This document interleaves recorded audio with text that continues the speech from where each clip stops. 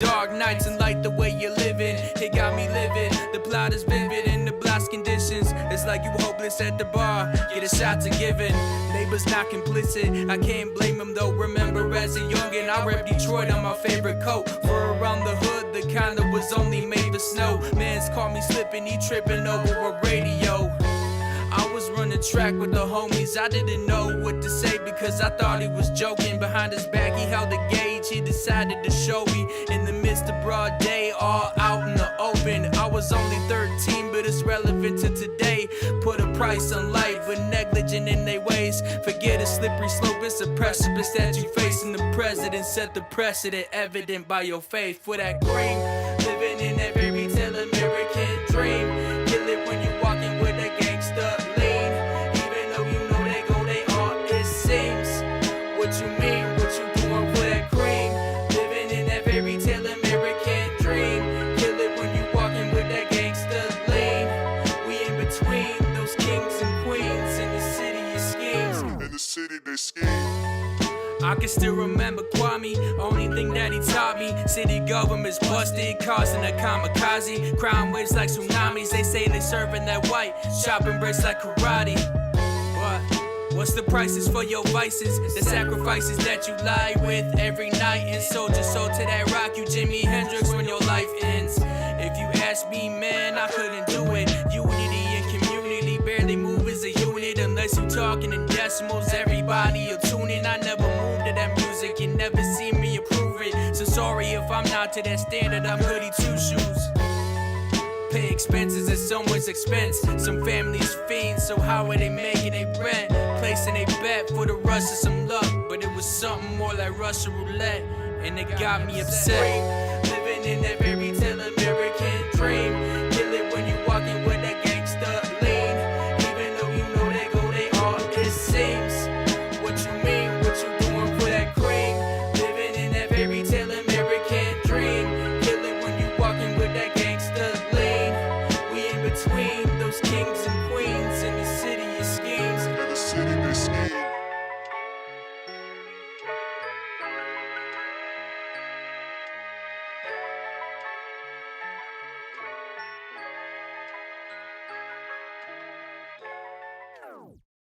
Hey, what's up, everybody? This is the El Niño podcast. I'm Eladio Niño, and this is Real Everyday People. So listen, man, yesterday I had a wonderful experience. We were in the Cinco de Mayo parade on Verner. We started over there from Mullane and Verner all the way down to West Grand Boulevard and Verner. It was such a wonderful experience, you know, to see the whole community come out after, you know, going through a pandemic. And then, like, it was just like we were actually in the parade. Shout out to the DHDC, my brother, LA Landscaping, my sister-in-law, the Babe Cave downriver. Check her out. We had DNR Construction there. You know, of course, El Nino Podcast. Like, it was just beautiful, man, to have all the family in there and, you know, and the DHDC represented to the fullest. And it was just, I almost got emotional, man, just because, you know, it was just beautiful to see the community out like that and everybody supporting each other, man. And, you know, celebrating for more reasons than one, you know. So, you know, that was just a blessing for me and everybody that was involved. Whether you were a spectator or you were in the parade, it was an absolute blessing to see that kind of unity within our community, man. So today we got an awesome guest. My brother, my man, Dwane Taylor. You know, he been out here doing his thing, boy. Trying to, man. I'm trying to. My man, bro. So, you know, I don't even want to speak on you, man. I want you to speak for yourself, man. You know what I mean? Because it's so much, you know, good I could say about you, brother. But go ahead and let them have it, man. Man, I appreciate it, man. My name is Dwane Taylor. I grew up in Southwest Detroit, born and raised. Professional boxer. I'm 3-0. Looking to go 4-0. Woo! May 13th, May baby. 13th, man. We a little bit, 10 days, 11 days, just a little bit past 2 weeks now. I'm excited, man. Yeah, we're going to be at the Sound Bar turned up May 13th. If you get a chance, man, go ahead and cop you some tickets if it's any left. You know, me and the fam, we going to be there, you know what I'm saying, representing for you, bro, you know what I mean? And I love seeing you work, man. I done been to 2 of your fights, and I'm talking about, bro, you go in there, you take care of business, man. I admire the way you be so focused, dog. You be in that bitch just working, dog, you know? Got to, man. Got to. in the early stages right now. I can't afford to play with nobody. You know, I'll get them out there if they going, they going. You know. So who's your next opponent? My next opponent, his name is Keaton Gatsmere. Keaton Gatsmere. Yeah, Okay. What kind of record he got? He from the neighborhood too? Nah, he from like Clarkston or something like that, or I don't know, okay. like Mountain Clemens. I don't know where he from for real, but nah, he a professional MMA fighter. This is his first time transitioning over to boxing. He gonna be making his debut, but you know he called me out. He went on Facebook after my last fight, got the tagging me, doing all type of stuff. Yeah, so it's he made it a little personal, so it's gonna be a fun one. Okay, then. I'm gonna look fun. forward to seeing you work, bro, for sure, man. Definitely, man. I can't wait to get my hands on him. Shout out to Michael Futrell, man. He's another brother from the my neighborhood. boy D Mike. What's the Putting in deal? work, too. I don't know him in person. I got him on Facebook, but I see he doing his thing, man. Definitely, and, man. You know, I support, you know, all the brothers, man. Hell you know, yeah, and man. the sisters. Everybody that's got their own businesses. Everybody with talent. Everybody that's working, is grinding, is hustling, just trying to, you know, move forward and get it done, man. Much love to y'all. Salute you guys, and I'm in the race with y'all. You know what I'm saying? Definitely, man. We all Shit, stronger I get there. together, We man. all get there, baby. We all stronger together, yeah. But yeah, shout out to D Mike, man. He got a lot of stuff going on. You know, he got the little youth boxing, youth wrestling league going on right now. He got some little champions. You know what I'm saying? My little cousin wrestled with them, so he be putting them through it for sure. That's dope, man. I be loving it when I see the youth getting busy like that. You know what I'm saying? Because you got to cultivate them for that. You know, prepare them for that physical, you know, combat. But it's just it's so mind altering, you know what I'm saying? Yeah. As far as, you know, you have to go into the mind, you got to go into the spirit, you know what I'm saying? You got to find the fight in you, you know what I'm saying? And focus, bro. That's what I love is the training aspect of it, you know? And to see them kids doing that, dog. Got to be real disciplined, you know? And it's good to start them off that young. That's amazing, bro. I wish I could have started that young, man. Especially these kids, they pick up so fast on everything, you know? And it's like second nature to them. They just boom, boom, boom. They just get right in line. You know? What time? How old were you when you started getting into the sport? I was probably about 13, 14 when I started boxing. 13, 14 years old? Yeah, like it wasn't like That's me young. signing up at no gym or nothing like that. It was just me and the homies from the neighborhood. We had boxing, It was boxing gloves. And we authentic to the motherfucker, you hear me? you know, we was watching YouTube videos, you know, and just teaching each other. Pretty much holding mitts for each other, sparring, all that. And then we just took off from there. Did you know anybody that coached you guys that actually had history in boxing or anything like that? Because, you know, you always got that uncle or that, that boy, I already know something. I hit you like this and that. And you got not really. It was us. It was you us guys teaching taught each other. Pretty much, yeah. Yup, that's And it's dope, always man. been like that. Even leading up to where I'm at now. World's Best is my first boxing gym. Where I'm at right now. Shout out to World's Best. Today's my coach's birthday. Happy birthday, Coach Jay. But yeah, that's my first gym that I ever actually signed up to and actually been at. Everything else I've been. Where was that self-taught. located at? It's on Schoolcraft in Schaefer area. It's like Okay. yeah, it's right off of Schaefer. But yeah, everything else I've been, you know, just grinding. Had a gym set up in my garage and just been self-taught. So you work at a gym and you live with a gym in the gym. Yeah, pretty much. So everything you do is work. Got to, man. That's dedication, bro. Got to. Man. I don't know where you find the energy. You hear me? It I got don't- tired just you talking about it. Man, All that it damn don't work feel make me like- tired. I said shit. It don't feel like nothing for real, man. When you love doing it, it don't really feel like a work or nothing like that. So No and I doubt just- about it, I just man. love being around it. Yep, I understand, man.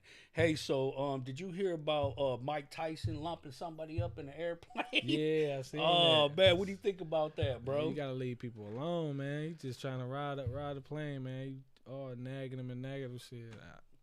So much you Man, can I take, seen the man. video, bro, and I was like, what was this guy thinking, man? You know? And Mike Tyson was, you know, trying to just be tolerant, be humble, be grown about things until he didn't. You know what I'm Yes. saying? You can only push a motherfucker so far. But what do Put you cuss think? on it? Yeah, what do you think that a person in the right mind would antagonize Mike Tyson? Like, did they not believe that this shit is real? You know what I'm Man, saying? in the times that we live in right now, man, everybody just feel invincible, you know. Imagine if Mike Tyson didn't smoke weed. You know what I'm saying? He would still be fine on everybody. Imagine if they weren't in that little airplane space.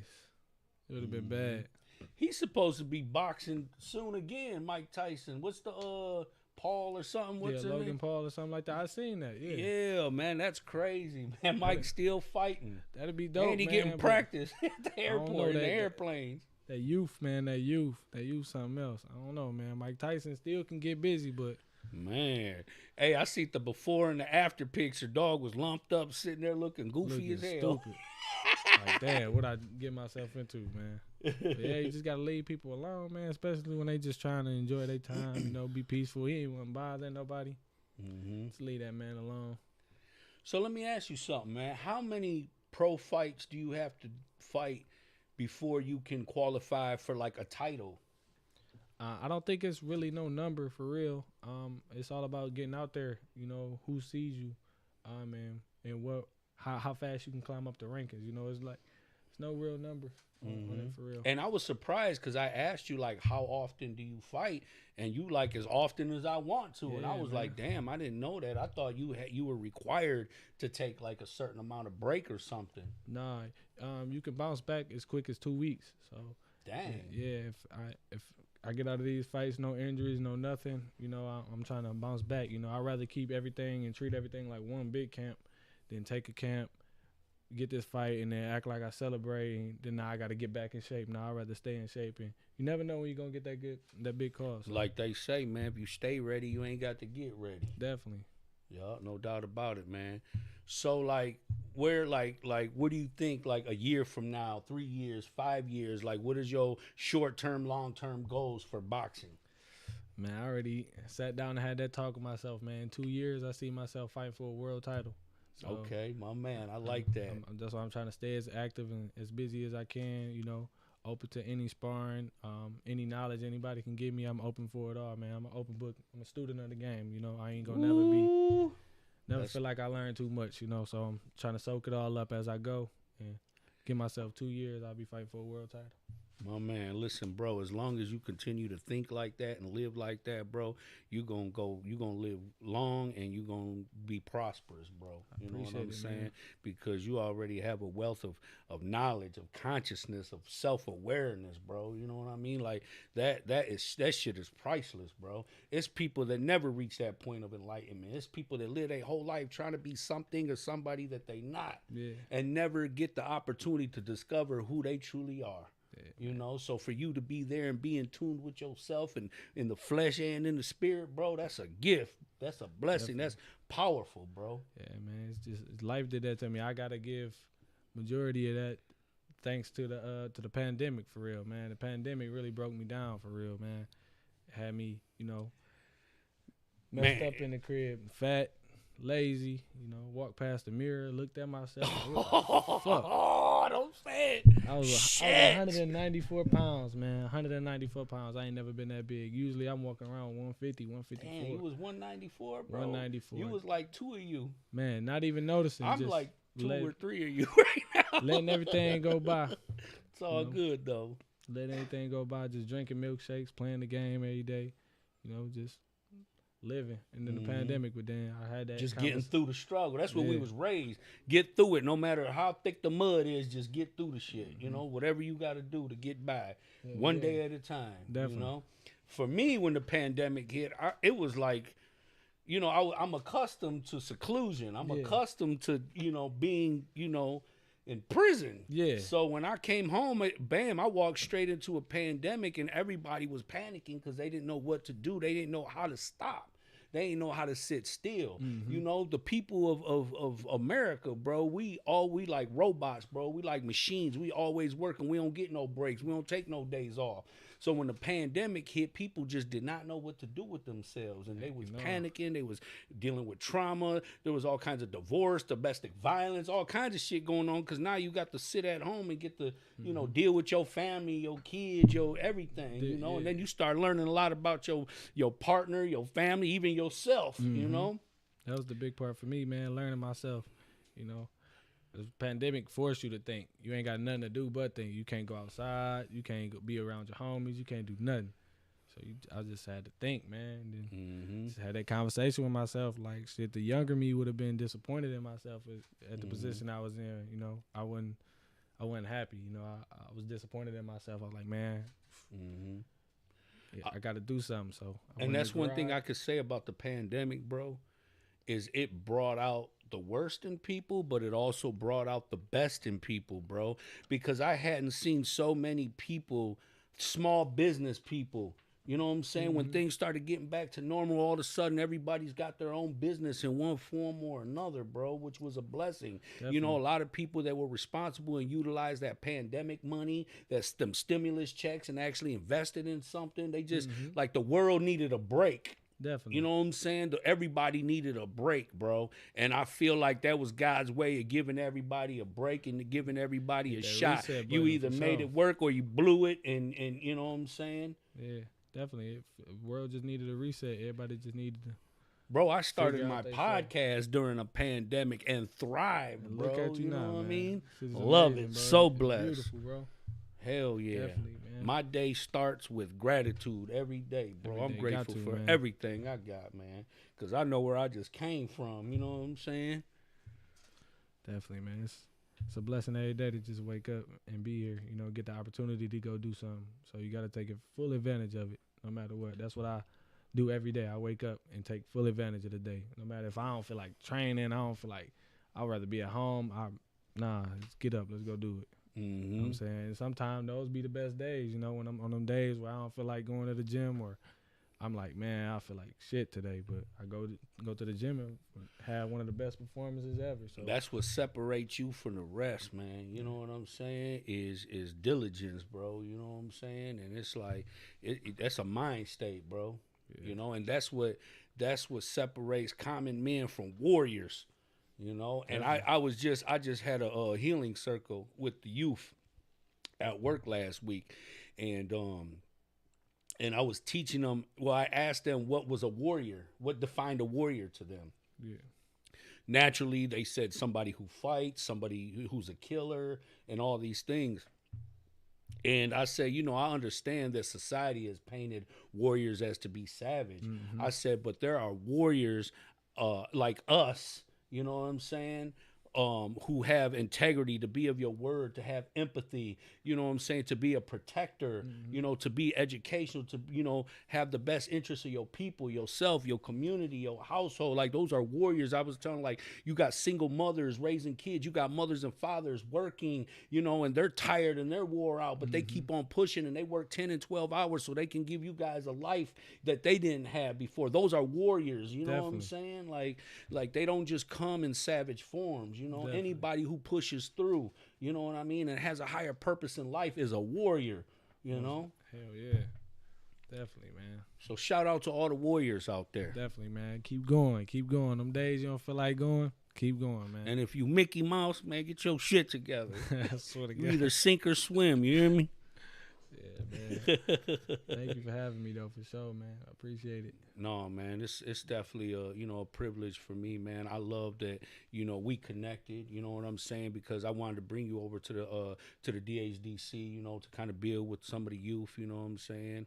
And, you know, just having you here, you know, is an honor for me, bro. And then seeing you work, like, I just love breaking down barriers and building bridges and building bonds with people, bro. Yeah. Definitely. You know? Shout out to my brother BY for, you know, introducing us and building this relationship, man. I love you, big bro. Man. My brother BY, man. Much love to you, bro. You know what I'm saying? Life is a blessing, my dog. And I'm happy to still be here with you, bro. You know? Okay. Yeah. But did you get a chance to go to the parade yesterday? Nah, man. I was in the gym. Okay. Man, shout out to the culture creators, man. The boys did their things at L Club, man. Everybody was there, you know, performing. We went, you know, me and my wife and my grandson, we went and just support all the local businesses, you know, do a little shopping, you know, just be with the whole vibe, you know what I'm saying? And I love it, bro, because it's so different compared to me growing up in the neighborhood in the 90s. Like wasn't none of that happening, bro. Yeah. You know, it was really dangerous. Everything was color coordinated, all the gang, like, it just couldn't happen. You couldn't celebrate without somebody getting hurt. And yesterday it was just, I was so proud, you know what I'm saying, to be, you know, there with my people, my community, my neighborhood, you know what I'm saying, and just see everybody just come together in peace, man. It was a beautiful sight, definitely, man, definitely. Yeah, it's always beautiful when everybody can come together and just enjoy each other's company, man. Just So, you're a father, right? yeah, I'm a father of two. I got two girls. You got two girls? Yep, Ari and Naya. What's up, Ari and Naya? So, what's it like, man, being a father of two daughters? It's amazing. First of all, you know, it's a blessing. You know, Took that deep breath, though. yeah, man. But I had my first one, Naya. I had her young, so you know, it taught me a lot of patience. You know, especially dealing with little girls. You know, you got to be real patient. You know, but I'm very thankful for my children. They without them, I probably wouldn't be the man that I am today. Honestly, Yeah. so they always give me that motivation to keep going. You know, always. Cause I want. Right now, I feel like I'm not even living for me for real. I'm living off of what all the stories that they gonna hear in the future. Like kind of like how I am about my dad. You know, that's all I go about. You know. People telling me, "Oh, your dad was this, your dad was this." The legacy. The legacy. I want my legacy to be great, especially in my kids' eyes. You know, Man, so that's every beautiful, time they man. hear That's something solid. about me, is nothing but a smile. Nothing but a smile. You know, they just smiling from ear to ear, like yeah, you know. You know, I try to teach kids about honoring their parents. You know what I'm saying? And I mean, I think sometimes we could all do a better job of honoring our parents. You know, I just know that life gets, you know, takes a hold of us sometimes, but you know, our parents, bro, have nurtured us, took care of us, educated us, fed us, housed us, even with nothing. You know, they've made sacrifices and went without just so we could have, you know, something. And Definitely shout out to my mama, man. I love you, girl. My mom too. We all love you, mom. She the realest. She the realest for sure. She take care of me like no other. She always gonna be there, even when I don't be asking her to be there. She always there. So. For better or for worse. And I worse. ran my mom through the mud, man. You know what I'm saying? Like, just going to prison, even as a juvenile, bro. Like, I put my mom through so much shit my whole life, bro. So I'm glad to be where I'm at today in my life because I know it's rewarding for her to see me have changed my life and got my shit together. You know what I mean? Because now she can sleep good. You know, for 17 years I was away, she ain't sleep good because, you know, she thinking about her gone, you know, for sure. yeah, for sure. And you know, when I came home, bro, you know, I just felt like I had so much purpose, and I wanted my family, my brothers who supported me 1,000%. You know, even when I was in there messing up, you know what I'm saying? They still stood with me, bro. So, you know, my life is bigger than me. You know what I'm saying? And they add purpose to my life, and you know, everything that I do in my life, it goes according to my family and our well-being, you know what I'm saying? So I love to see that, you know, in you at, you know, even at your age, because you're a younger brother, man, and it take, like, for me, I didn't even really start to change my life till I was about 35, you know, and I had already been through the mud twice, you know.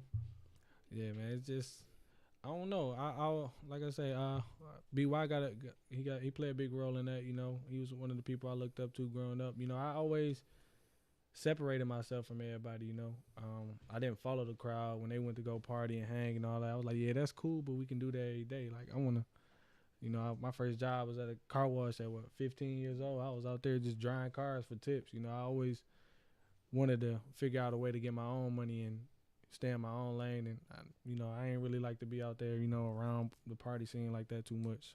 It's a lot of drama that goes on with that.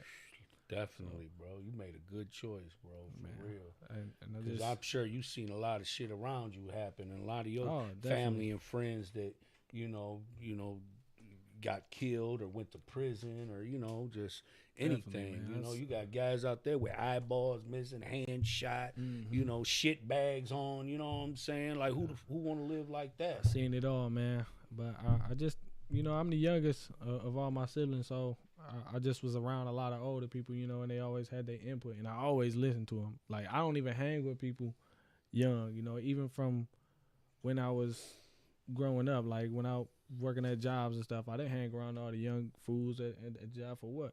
Y'all ain't gonna teach me nothing. You with the same age, we going through life at the same time. No, I was hanging with the OGs.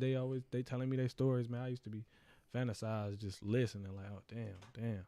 Maybe that's why you so humble, man. You man. real respectful and all that. And like I grew up around a lot of adults. You know, I hung out with a lot of my uncles. I had 7 uncles, so I think sometimes like that put me a little bit ahead of everybody else. You know what I mean? Because I always had to conduct myself according to their maturity. Yeah. You know what I mean? And you know, that's not always a bad thing. No, you know? definitely not, man. I think it's a blessing for real. I know you say you got a lot of siblings too. Yeah, huh? it's like 24 of us, man. Oh my God. My dad was out here, bro. Child support was on somebody's ass. Man. I tell you that. Shit. My dad was out here for sure. But yeah, I got a lot of siblings. And I'm the youngest. So, like I said, I got to learn from everybody's mistakes. Yeah. What not to do. Yeah. You know, mama coming home tripping because of that. Oh, no.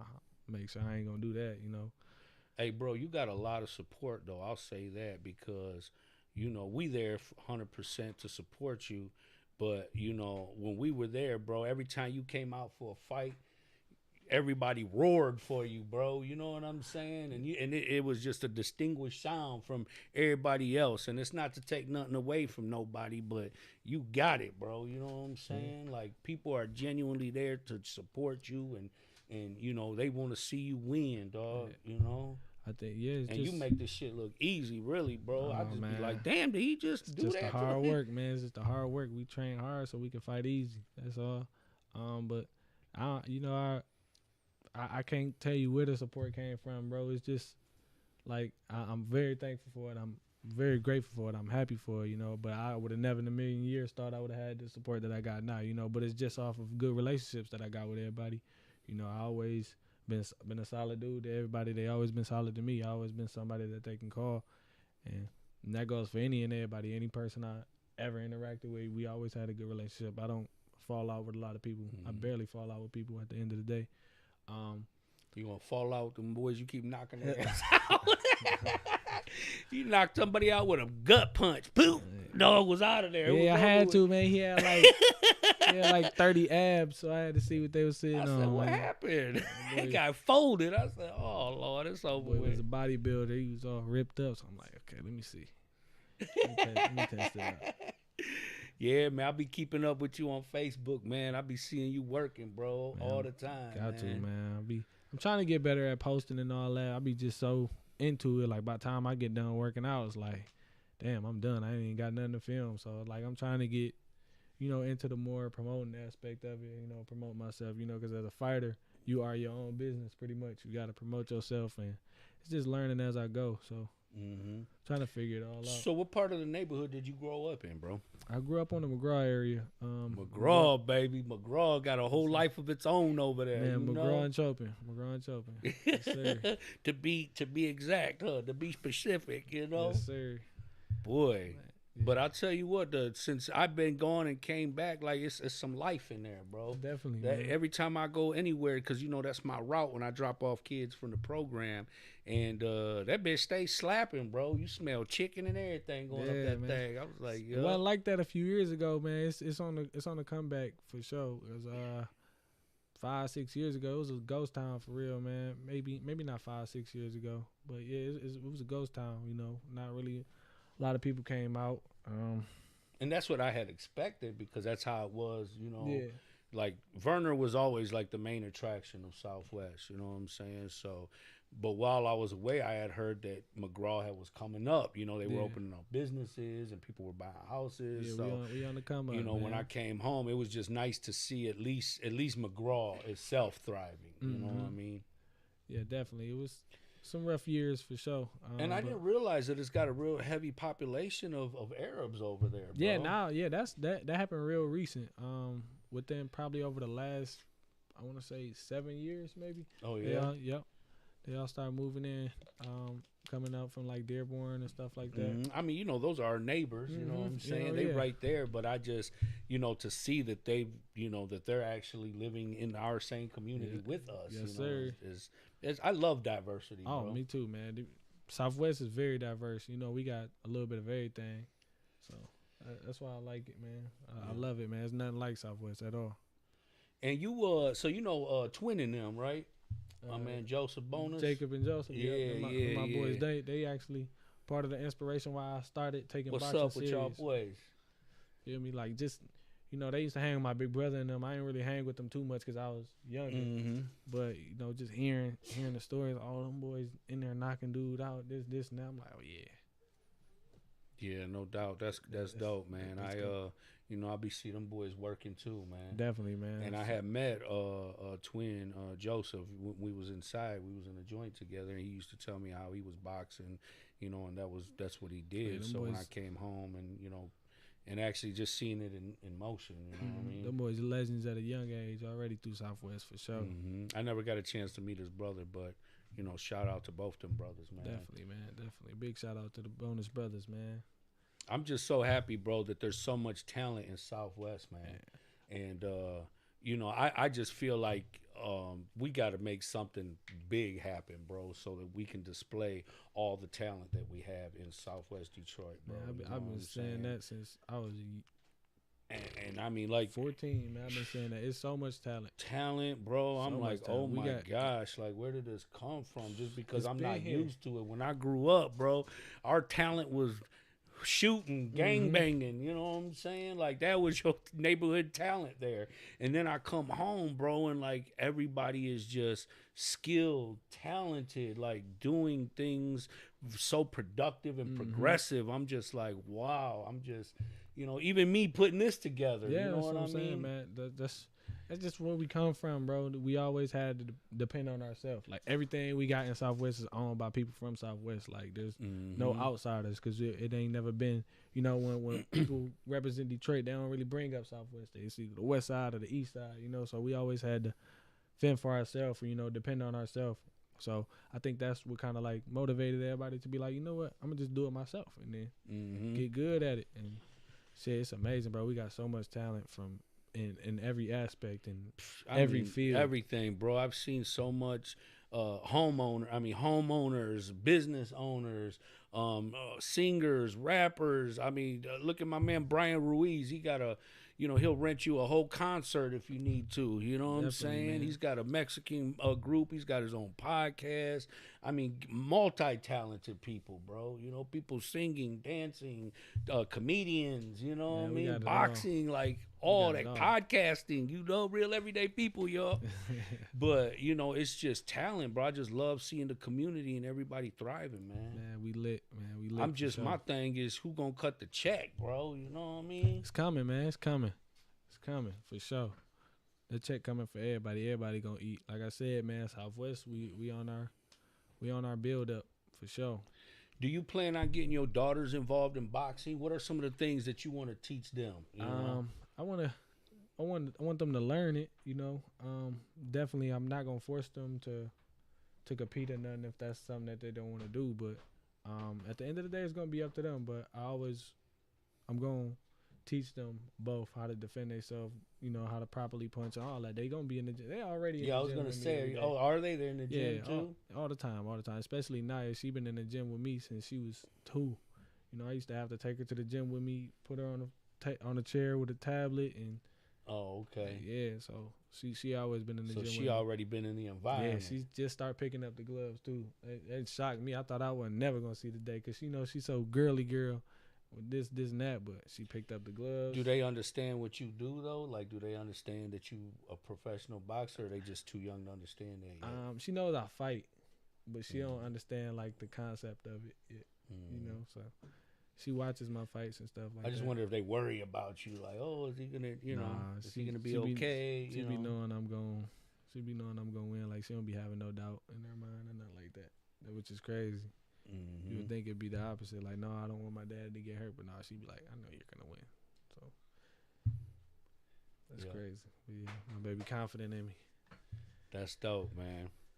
So like, I'm looking forward because you know Cinco de Mayo is like a whole week. You know, it's like a whole week celebration party. You see everybody with the flags, and you know, I'm glad that everybody's able to stay peaceful. Definitely, man. You know, and you know, with me working with Ceasefire now, it's like, you know, because the East and the West be popping on a regular, bro. Yeah. You know what I mean? And it just Southwest is like it's a place of its own, bro. You know, we have our own strengths and our own weaknesses, but it seems like everybody is just in cruise control, bro. You know, and a lot of people sometimes panic because they know it's gonna get hot. The summer's coming. You know what I'm saying? And you know the heat make people crazy, and you know all that. But I just hope that you know people during this pandemic was able to appreciate freedom. You know what I'm saying? Be grateful for life, because over this pandemic we have lost a lot of people to overdosing on drugs, you know, to murder, to the COVID killed thousands and thousands of people, you know what I'm saying? So I just hope that people appreciate life and freedom a lot more now, and live according to that and conduct themselves according to that. Definitely. You know? But I feel like for the most part, Southwest is, like I said, man, I don't know what got into everybody or what made everybody do it, but I feel like it's way more open than it used to be, you know.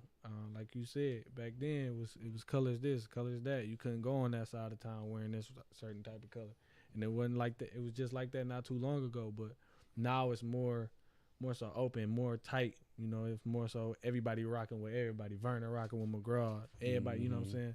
So it's like shit. It's all represented as Southwest now. It's not represented as Cemetery Side or. You get what I'm saying? It's all all under one umbrella, and I think everybody starting to realize that, like, shit, we better Everybody's together. one, yeah. We better together, shit. So Better together. I like that, man. That's dope, bro. So yeah, I'm fingers crossed. I don't think it's gonna be a bad summer. I think we only gonna have beautiful things to keep growing from here, from this point. You know, I see Southwest on the moving forward. I don't see it taking no steps back right now. I think everybody got that right mindset and on that I want to win type thing. You know what I'm saying? Yeah, no doubt about it, bro. And I feel definitely the same way, man. Even seeing the culture creators, you know who DJ EJ Miguel Reyes and them guys are. No, I don't Okay, well they got a group of, you know, people called the culture creators, and like they're responsible for a lot of the festivals and all. I think I heard of them before. And it's just, you know, what they have created, a community within a community, you know what I mean, and the diversity, you know, and what they do, investing in the youth, and just, you know, improving, you know, the community and showcasing its talent and stuff like that. Like it's really a blessing, bro. You know what I mean? Definitely, hell yeah. But yeah, man, it's a beautiful place, man. What was life like growing up on McGraw? You know, for people who don't know about McGraw like that, or, you know, people who are from different states or, you know, different cities within Michigan who are not familiar with, you know, McGraw. I mean, it was just like growing up in any other hood. You know, it was you had your rough days, you know. But for the most part, my parents didn't really let us struggle too bad. You know, even though we were, but you didn't know it. You know what I'm saying? They, you know, now that I'm older, I can realize, like, yeah, we weren't supposed to be doing that. We weren't supposed to do. But yeah, when we was growing up, like, we didn't know that we were struggling. We always had food. But yeah, it's just it was rough. It was rough. We had some very rough times, you know. Then, like you said, it's only the past 7 years that McGraw has changed, and you know, because a lot of it was dilapidated. You know, even when I came home, you know, I grew up in River Rouge. I went to schools out there too, and it was like the whole city was dilapidated. Del Rey, you know, that was a dilapidated city, and it seemed like it had spread out to Rouge, and I'm like, damn. Like, what happened to the people? What happened to the business? What happened to the community? You know, it was starting to get cold. You know, everybody was living with that chip on their shoulder. And imagine what that does to your mind state. Exactly. Though. When you live in an environment where everything's dilapidated, you're depressed, you sad, you want to go get high, and use drugs, and do this, that, and the other. And so the environment, you know, affects the people. You know, and especially when there's nothing to do. And you know, you got a bunch of kids that just run in the street because there's nothing to do. There's nothing else to do but be in the streets, and it creates a lot of problems. You know, creates shootouts. You know, creates deaths. Creates kids getting locked up. You know, that shit. It's lame at the end of the day. Did you ever have any family or friends that's been to prison? Oh yeah, definitely lots and lots. That's why I learned. See, and it's crazy because, you know, it's normal, right? Yeah, it's normal, man. That's something you see every day.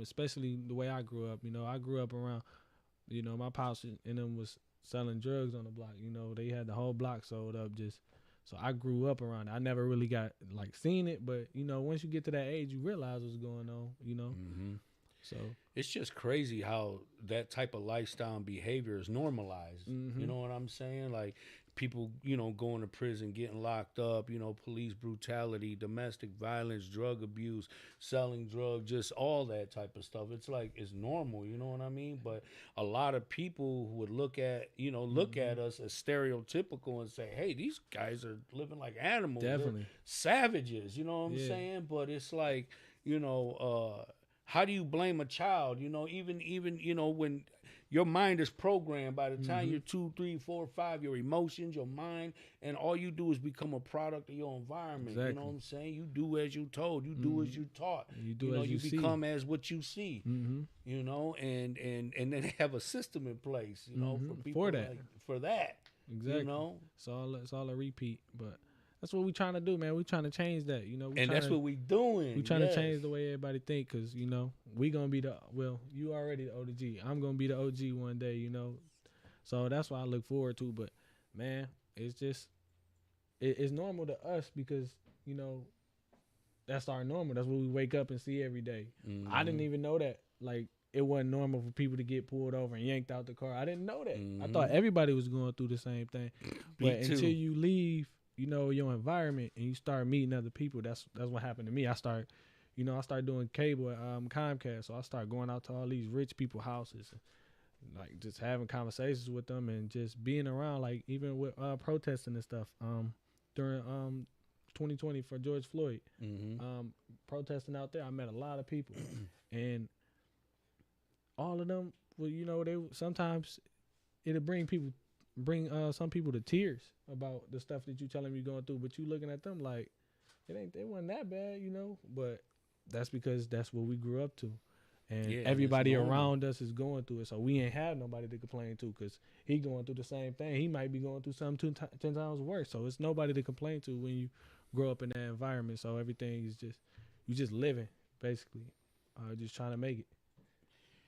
And it's crazy because that's kind of what motivated me to start my podcast is I used to listen to guys' stories when I was in prison, bro.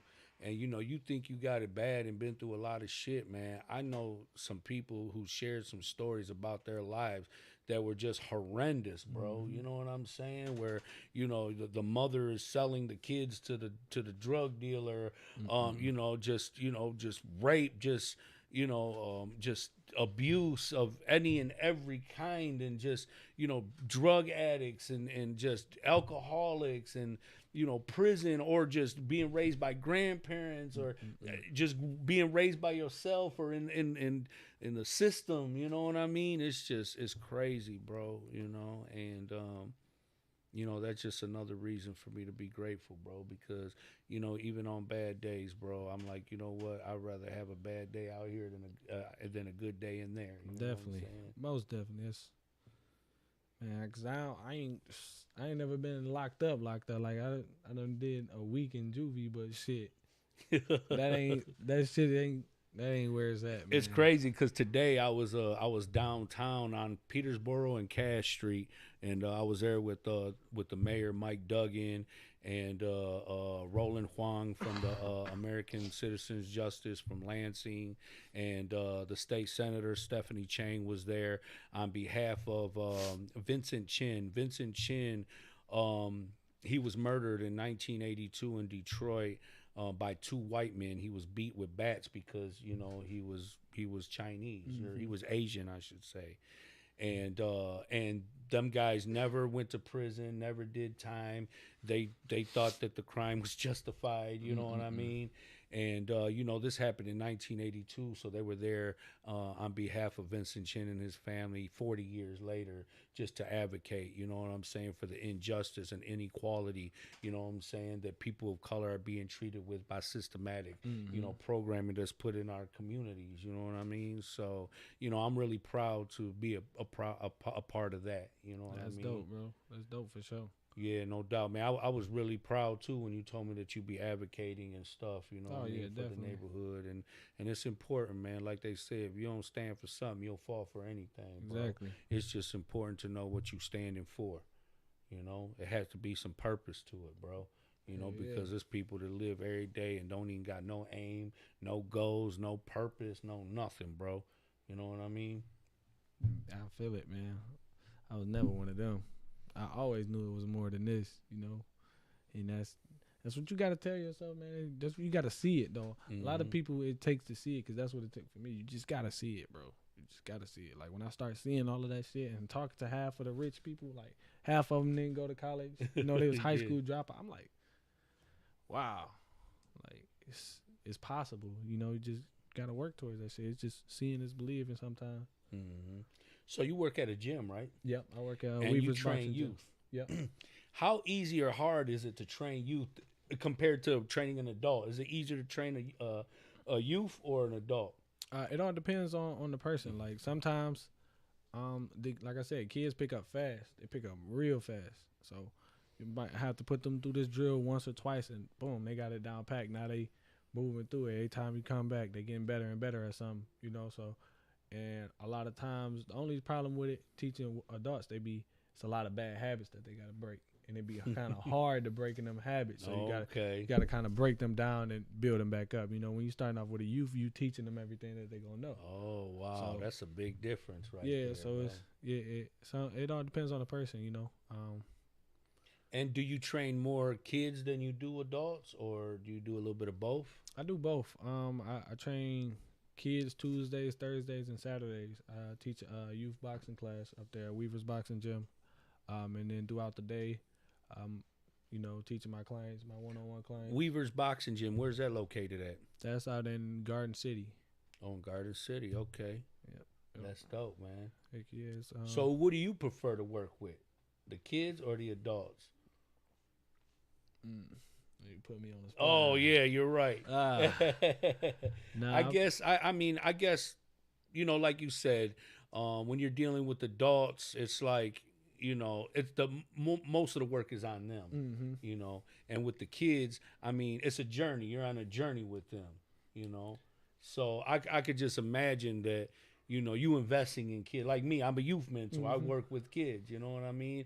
Sure, it's easier to work with adults for me personally, professionally, but, you know, I love being able to work with the youth, because you know the impact that you make is going to be everlasting. You know what I mean? For sure. Yeah, man. And it's all new to me. But if I had to choose, I probably choose the kids for sure. Because, like I said, you teaching them something that they going to remember for the rest of their life. What's the youngest age you've worked with? We start at 6, but I think we just picked up a kid that was 4. Wow. Just and do you do girls too? Yep. There are girls in the boxing program? That's sweet, man. Yeah, we do both. We don't really discriminate, you know. You just bring them in, and as long as they're willing to learn. When's the last time you watched a Rocky movie? Bro, I swear every time I watch Rocky, I think I could box. I think I could fight. You hear me? It's been a minute. I'm ready to go run and do some pull-ups or something. Every time I see Rocky, he motivate the shit out of me. I feel it, man. But yeah, it's been a minute for sure. I might have to check it out again. I ain't gonna lie. Rocky, that's the joke. What's your favorite Rocky? My favorite what? Rocky. Shit, the one with what's his name? What was the brother's name? Apollo Creed. The first one? Yup. Okay. Yup. Remember he had the robot and everything in the movie? You know, remember they had lived in that mansion and he had the robot. Oh yeah, I know what you're talking about. Stuff like that. I was like, damn. Oh yeah, definitely. Yeah, I like what is it? Rocky 3 with Mr. T in it. Oh, Mr. T, yeah, that was like a classic. You know, I met Mr. T when I was a kid at Henry Ford Hospital, but I remember it. It was a lady and like 2 of her kids drowned in a pool, and Mr. T, I guess one of the kids survived, but the mother and the brother or somebody had died and drowned. And so Mr. T went to the hospital to see the baby that had survived. And my mom had took me and my brothers up there, you know what I'm saying, to go meet Mr. T, you know. And, you know, even as a kid, you remember stuff like that. You know? Yeah, man. Certain stuff that's going to stick with you forever. You ain't going to never forget. Have you ever met, like, any famous people? Nah. No? I haven't. It's crazy. They shot a video. Shout out to my man, Diego Cruz. He invited me to a video shoot with Ober Roland and Sada Baby over there on Vanderbilt and Del Rey. Like, who would have thought that? You know what I'm saying? I seen that. And so it was dope meeting him. My brother, he got to meet Allen Iverson. You know what I'm saying? Yeah, That'd you know, be- he hey, had that's brought on the that bucket back. list. Like the next day, I was like, damn, you know what I'm saying? We both meeting, you know, famous people. My cousin, he met Peasy yesterday in the neighborhood, you know. Oh, yeah, shout out to all them. Some boy Sada Baby gonna be at the fight too. Is he? Oh, Hell yeah, I yeah. remember you was saying that, man. He gonna be up there. He you know. be fooling, dog, for gonna- real. We gonna put on the show for That's sure. dope, though, man. I'm glad I got my seat, you hear me? Yeah. Gonna be, man, I'm telling you, man, I can't wait. I can't wait to get my hands on this boy. So man. all the guys that you fighting right now, are they all out of Michigan? Yeah. Okay. Yeah. So when do you get to fight people from out of state? I was supposed to my third fight. I was supposed to fight this dude from the Bahamas. But Okay. I don't know if they couldn't get him cleared or whatever, or he ain't accept the fight, or I don't know what it was. But his name was Trayvon something or something. I don't know. I gotta look it up. But yeah, that's what was supposed to be my third opponent, and then he ended up pulling out, and then they ended up getting that Traquan Shields. And we made it happen from there. So It's dope though. I like the diversity in fights that we get to see. Like, I mean, because last time you were like the main event, so we seen like 5 fights before that, and it's cool seeing the heavyweights go at it. You know, the girls, they be boxing each other heads man, off. they be you throwing know? a million punches nonstop. They look like 2 rock'em sock'em robots in that book. I said, damn. They just be punching for sure. But yeah, I can't wait for this one though. This is gonna be May 13th, man. Check him gonna be out a at the special. what is it? The Sound Bar at the Motor City. the soundboard. Yeah, Yeah. You be- still, I said soundboard. some couple bars in there. It's a Good thing couple they ain't bars in- sponsoring me. They be like, dog, you got our whole name wrong and everything. My bad, baby. Shit. But yeah, That's dope, man. So how does it feel, bro, to be in that light, to have, you know what I'm saying, that kind of support when you're going in the ring? Like, I mean, I don't know what it is. I'm a professional at what I do, but I still always get a little nervous sometimes. Yeah, Do you definitely. still get nervous going up in there? How do you just work through it? What is it? I think you're always gonna have a little bit of nerves, but it don't be too bad. You know, I love doing this, so it's like the more I got used to it, it's like the more calm I am. Like my first fight, I was nervous, you know, because I didn't know what to expect, especially going out there being under them lights, and I didn't expect to have everybody screaming my name like that. So it was like, damn, everybody, like all the eyes is on you, like you feel the pressure for sure. So, And I wondered if that, you know, how that impacts you or affects you. You know what I'm saying? Because like, you know, you the golden child. You in that bitch. Everybody rooting for you. You know what I'm saying? So, like, what kind of pressure does that put on you? Like, are you still skilled and focused? Like, you still fighting your fight, or are you fighting the people's fight? You know? definitely not my first fight. I came out, and I don't know who that was in the first round, but nah. Even though I dropped him maybe once or twice in the first round, it still was like terrible. I wasn't blocking. I was just trying to walk him down, you know, eating his shots and throwing them back. And I don't fight like that, you know.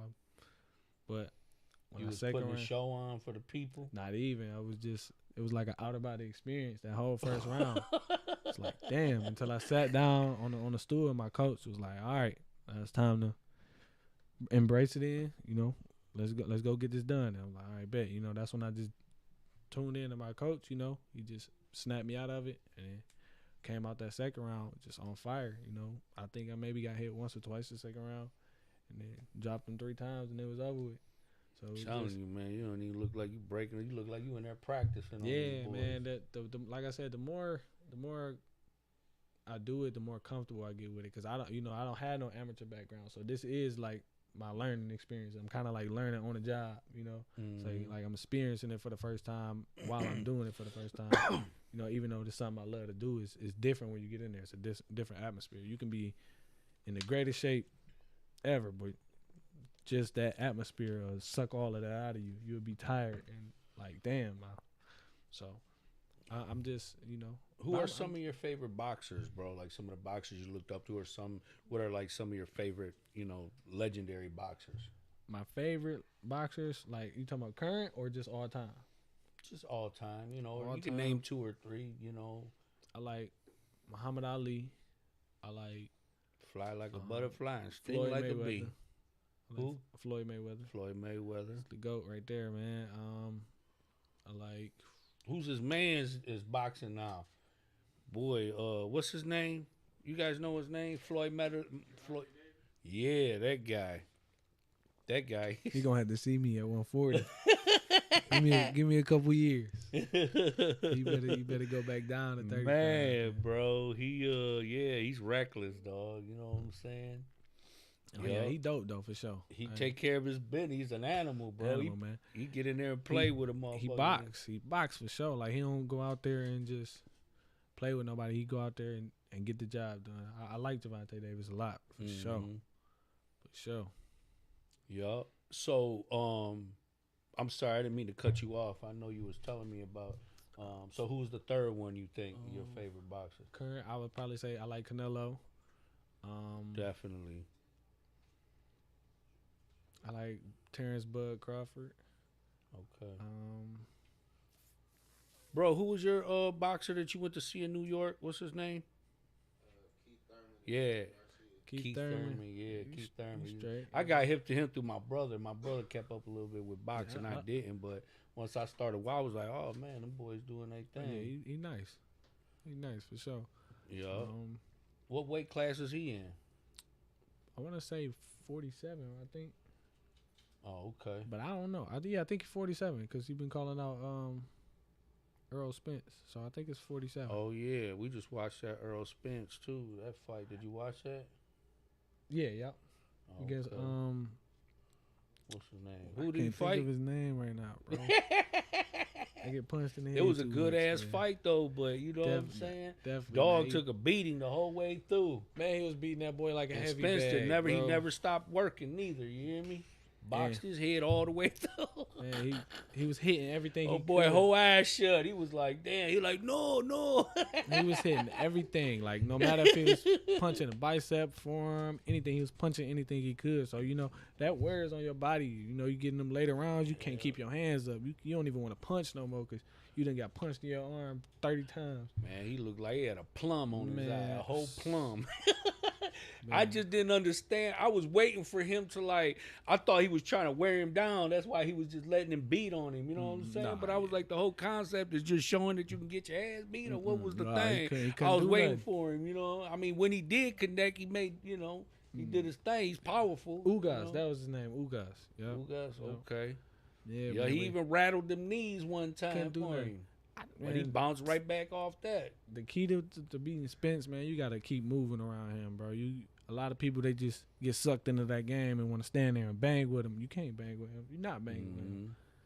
He outworking them, bro, and he get better as the rounds go. Like he throw a lot more punches each round. So I'm surprised Pacquiao still fights. Nah, he retired. Nah, Is he retired? After that Ugas fight, he just lost the dude that Spence just beat. Okay.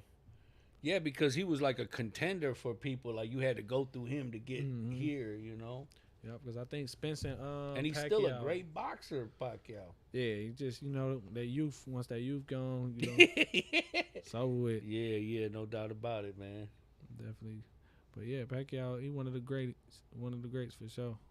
Yeah, Cesar Chavez, Macho Camacho. Like these are just names and boxers I'm familiar with, but I'm sure there's so many more, you know. Yeah, definitely. Oh, it's plenty. So you know, people are always asking about boxing gyms, like a lot of adults and youth. And I just can't believe that we don't have a boxing gym in Southwest, bro. Like, we used to. You know, I'm not saying that boxing is specifically, for our people or anything like that, but our people are very much invested in boxing. It is. You know, and I just think that Southwest should have it's coming. A gym in the community, bro. It's coming, bro. I'm going to have to holler at Eva Torres, Gabriela Romero, Santiago, and be like, what's up? Give us a building. Let us go up in there. Let's work. This is something for the community. You know what I'm saying? And it's going to get all them boys off the street, boys and girls off the streets, and teach them how to work. A whole little community center, bro. That's in my plans. Like start getting some money or get my hands on some money, the first thing I'm doing, man. By the time I'm done with Southwest, bro, they gonna have a statue of me up in that motherfucker for sure, bro. Telling you. I got so much stuff planned, bro. That's why everybody be asking me, like, where you want to move at when you find out? I'm like, I would love to live somewhere else, but I don't want to live nowhere else right now, So I'd rather. Yeah. I got a lot of Yeah, stuff because I you wanna do here make first. sacrifices, bro. When you want to put your family in a better position, you move them away from, from the community. But, at the same time, you still want your kids to be in tune with the culture of the people and, and all that good stuff, man. So it's just a balance of things. You know what I mean? Definitely. But community center is on the bucket list, man. I want to have a place where the kids can go learn how to box. We got tutors there helping them after school. They can come play baseball, basketball, swimming, whatever. I want everything. I want there to be everything up there. Definitely, man. Get all the kids on. And you know what? We can make it happen, brother. We gonna make it real. happen, man. You just gotta manifest. You gotta put it out there and just work towards it. That's all. Listen, man. Promote yourself. Oh yeah, man. Shout out to my boy El Niño, man. You know what I'm saying? Eladio. Thanks for coming, man. Appreciate you. Having me on here on the Real Everyday People's podcast. But yeah, man, my name Dwane Taylor. Once again, if you ain't know, everybody call me Wody. How did you get that name? I heard everybody chanting Wody, Wody. Yeah. I guess I don't know. When I was younger, I used to go around singing that the little Cash Money song, Wody. Yeah, Wody. yeah. When I was younger, I used to go sing around that, and then it just stuck with me from there. My man, check him out. May 13th at the Soundboard. Yes, He sir. gonna be getting it in. We going 4-0 and beyond. First round knockout. Tap in. This is my man Said it here doing his first. thing for sure. And I appreciate everybody for tapping in, for sharing, for subscribing. Much love to you guys. I got a whole slew of dope ass guests coming on, all for the next year. So Definitely. get ready Tune for that, in. man. Much love to you guys. Stay up.